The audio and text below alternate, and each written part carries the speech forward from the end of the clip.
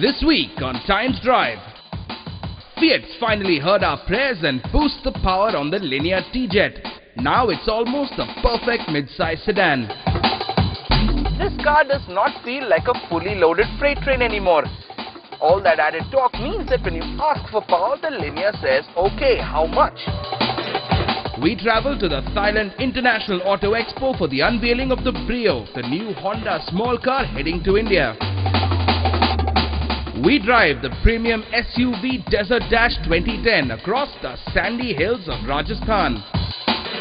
This was no custom-made dirt track to accommodate these expensive SUVs. This is the same track that ran in Desert Storm 2010, and the Yeti passed it with flying colors. And all the action from the penultimate round of the Volkswagen Polo Cup.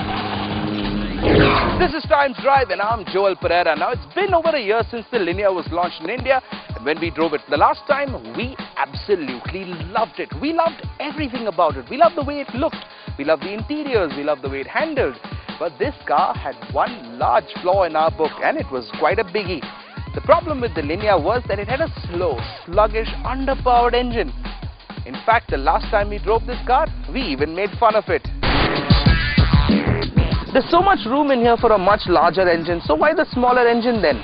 Well, maybe it's because Fiat wants so desperately for the Linea to succeed that they're considering the fuel-conscious Indian consumer. And so it seems that what Fiat have done is sacrifice some amount of power for better fuel economy. If the Linea proves one thing, it's just that it's not the size of the boat that matters, but the motion of the ocean. To be completely honest, we were just giving vent to our disappointment. I mean, the original Linea was a great car, save for its slowpoke engine. Cut to present day, and it does look like the good folks down at Fiat have taken our criticism positively. They've closed the gaping hole in the engine bay and thrown in a turbo. Yippee!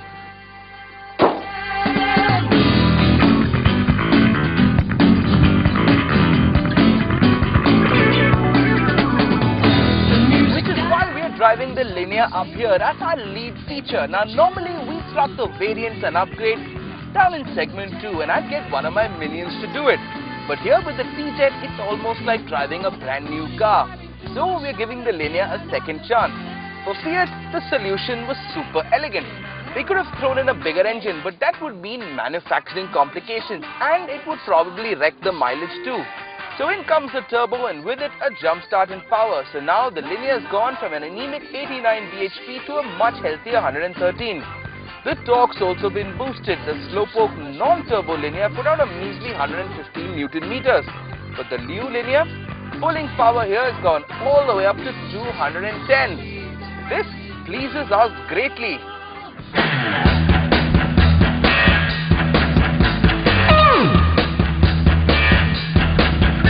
Because now, finally, the Linea is feeling like an Italian car. Earlier, this Fiat did feel like it was straining under the weight, and if you pushed the engine hard, it felt like it was begging for mercy. But not anymore. Floating around on a real old mind. The first thing you realize when you slip the Linea into gear is that this car does not feel like a fully loaded freight train anymore. All that added torque means that when you ask for power, the Linea says, okay, how much? Hit the gas hard and the turbo kicks in at about 2000 RPM and takes you all the way to the top. Fiat claims that 0 to 100 comes up in about 11 seconds, and honestly, we believe them because this car definitely feels much faster than the older Linea, which did a 0 to 100 in a yawning, stretching 15 seconds.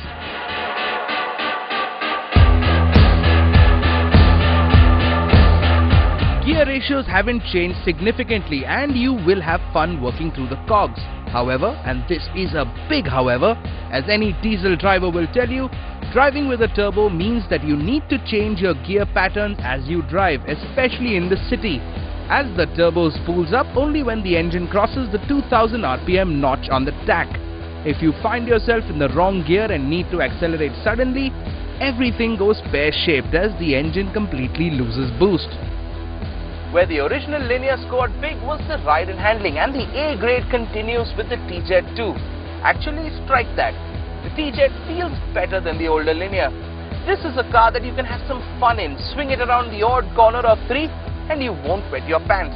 Actually, the Linear will handle whatever you throw at it, with the new engine finally doing justice to the amazing chassis.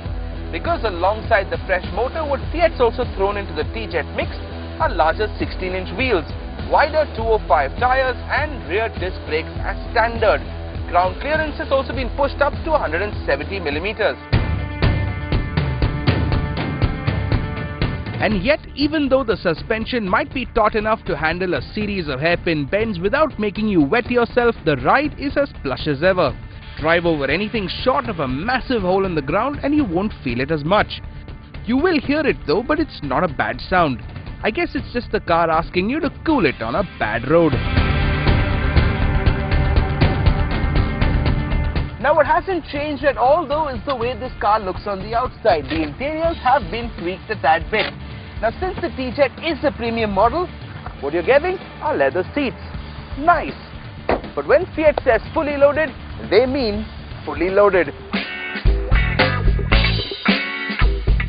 Standard fitment in the TJet is a chunky multi-function steering wheel with audio and phone controls, the very elegant retro-looking chronometer dials for your speedo and tach, a central console with your climate control and a fully functional stereo.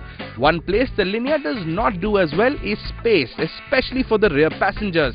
If you are sitting in front, the seat is your throne, but the head and legroom in the back have been compromised.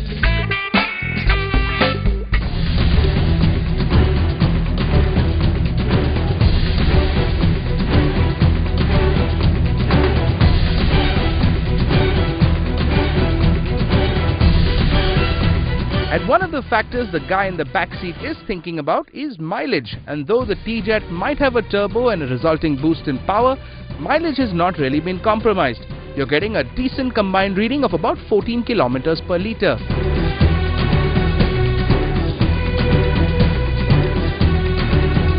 It all sounds really good, doesn't it? The one problem that people had with the Linear, Fiat's gone and fixed. Performance-wise, this car is up there with the premium competition like the Honda City and the Volkswagen Vento. Does it have the slickness of the Honda? Perhaps not, but this is an Italian car and they want you to work for it. Does it have the supreme engineering of the Volkswagen Vento? Perhaps not. This is an Italian car. Does it have plenty of style, elegance and class? Yes, yes and yes. The TJet can be yours for an ex-showroom price of about 9 lakh rupees, but at that price, should you buy one? Well, if you're looking for the most bang for your buck and a happy smile on your face every time you turn the ignition, we think you should.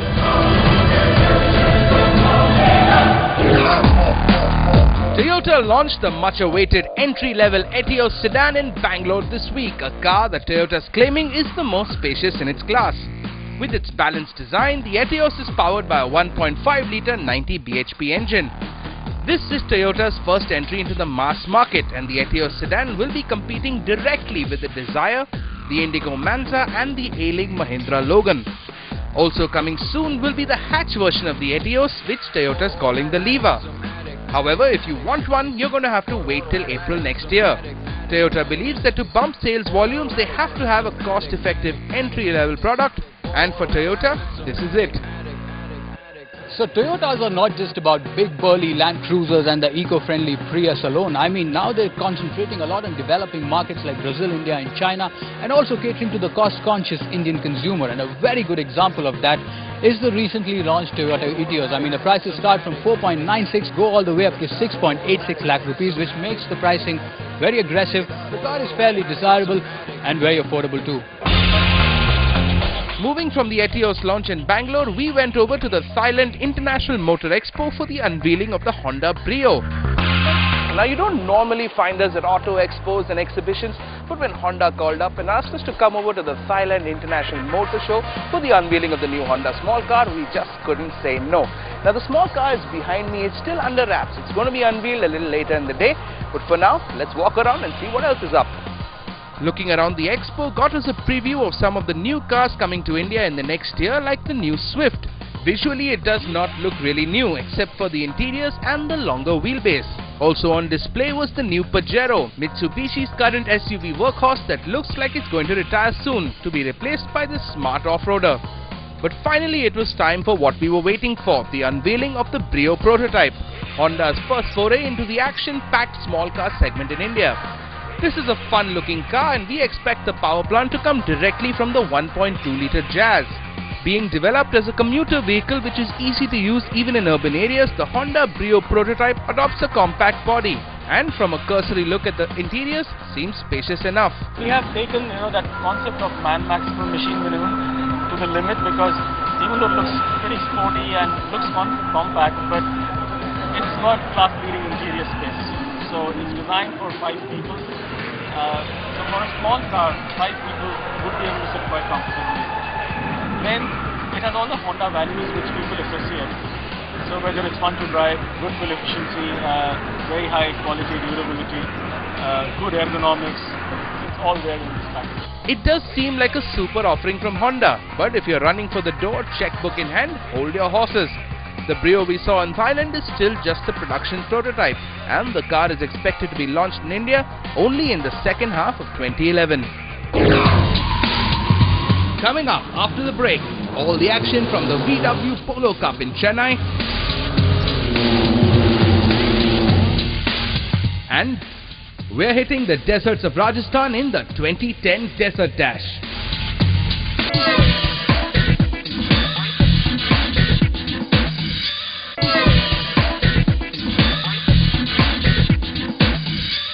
Welcome back. Now normally on this show when we talk about rallying, it's mostly about souped up gypsies and lancers tearing it up on dusty country roads and mountainsides. But what happens when the rally becomes a little slower? When the cars become a little more luxurious and the point of the rally is the drive and not the win. What you get is the Desert Dash, as Kailash Menon finds out.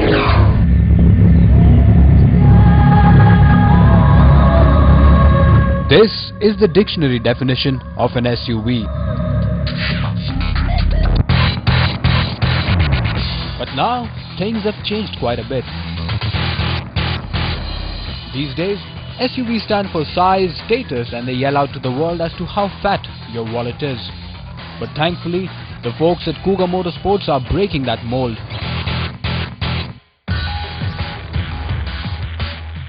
And if you're one of those curious cats who wants to find out what your V8 brute of an SUV can do, then the Desert Dash is your ultimate pit stop.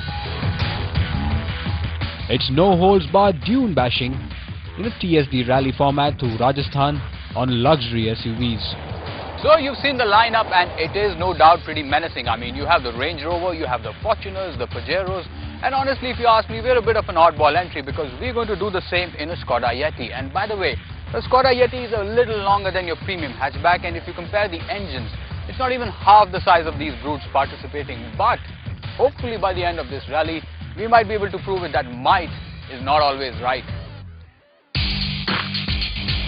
So one foggy morning, 20-odd SUVs marched out of Delhi and the Desert Dash 2010 was on. Spread across 4 days, all these expensive toys would be covering 1500 kilometers through the rustic Rajasthan. Now last year I was at the Dash, but I was at a completely inappropriate place, that is the navigator's seat, because honestly I suck at mathematics and I hate navigating anyone.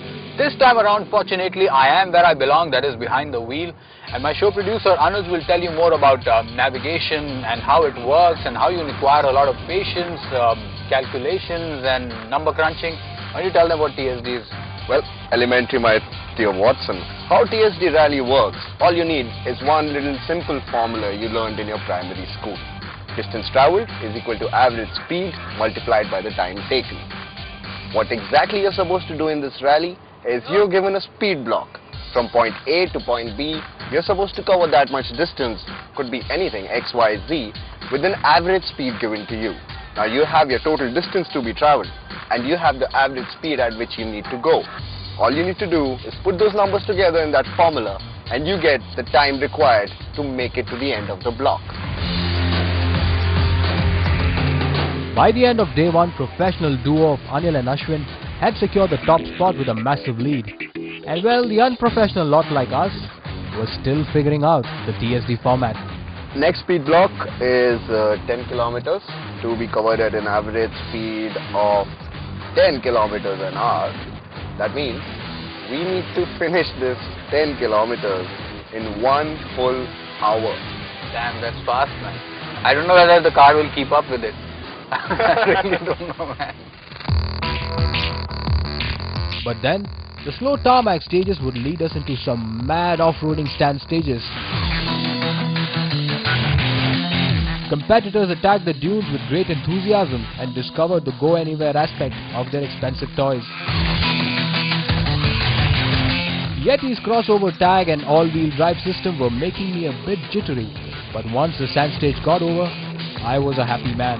I was a bit skeptical about taking the snowman out of his comfort zone and putting him in the desert, but the way it handled loose sand stages, I am mighty impressed. And let me tell you, this was no custom-made dirt track to accommodate these expensive SUVs. This is the same track that ran in Desert Storm 2010, and the Yeti passed it with flying colors. The only minor glitch is that the ESP at times acts like your overprotective girlfriend. I mean, the moment you start to go sideways, it kicks in and spoils the fun. Otherwise, it's rocked. That's not it.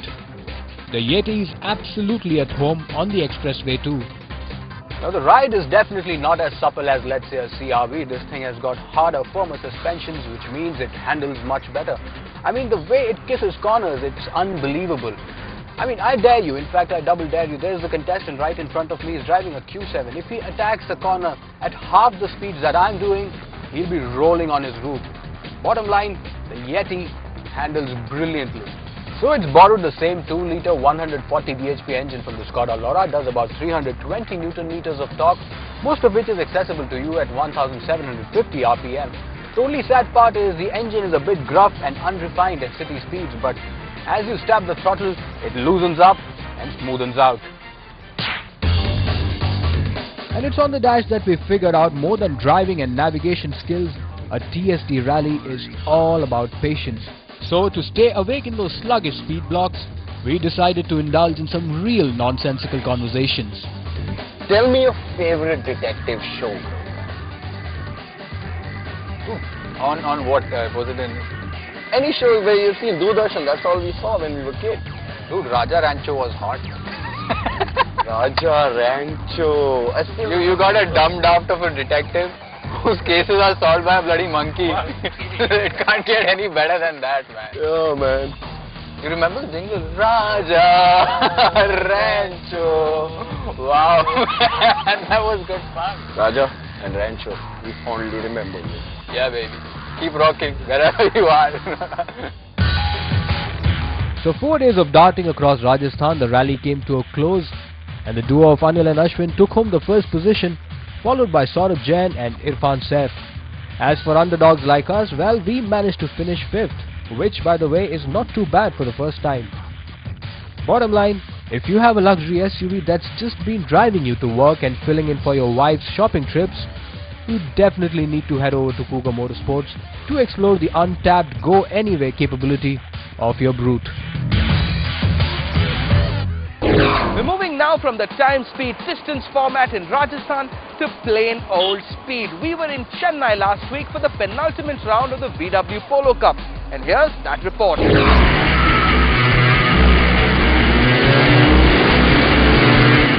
Speed. It's an obsession you can never get enough of. For the fastest drivers in India, the place to be last weekend was the Sri Perumbudur racetrack, the breeding ground of all motorsport in India. Picture this, 12 turns and 3 straights that push the driver and his machine to the very brink. And so the stage was set for the 5th round of the VW Polo Cup. Day 1 saw the qualifying rounds with Parth Ghotpade darting deftly around the curves and securing pole position. Went very well. Like, we were quick since the beginning, the first session also, and we clinched pole today. So this was my first pole in Polo Cup, and I'm really glad about it. Hard on his tail was the local Chennai boy Vishnu Prasad. It was not bad. I've qualified second. It's okay. 2 tenths between me and Parth. He qualified on pole. Maybe tomorrow in the race I could probably get him in the start, or maybe later on in the race. And then the race began. From the word go, Parth Ghotpade dominated the race, but Vishnu Prasad made sure that his bumper was right behind Parth, with Sahil Shelar sticking onto Vishnu's tail like superglue.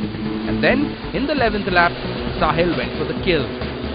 It's all happening here. The last lap to go, and Parth Ghotpade in the lead, and Sahil Kolar has just overtaken Vishnu Prasad and taken second place. What waits to be seen is what the final pole position is. Parth clinched the checkered flag. Sahil blasted in 0.4 seconds later, followed by a disappointed Vishnu. It was a close race, and there was one more to go.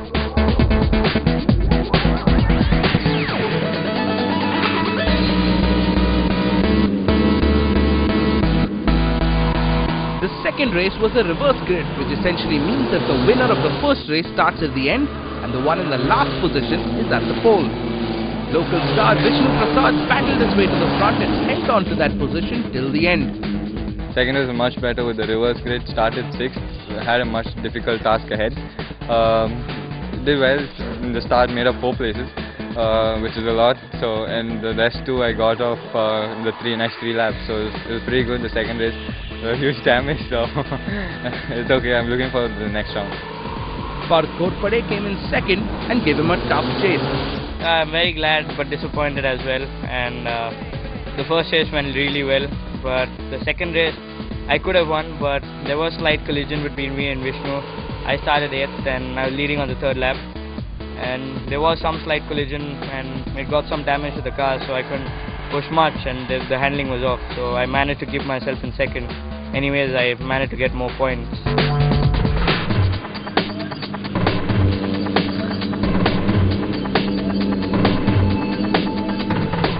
The 5th round of the Polo Cup was an absolute treat to watch, but with competition heating, the last leg of the Polo Cup is going to be a cracker of a race. Because in motorsports, it isn't over till the final checkered flag is waved. We'll see you at the finals.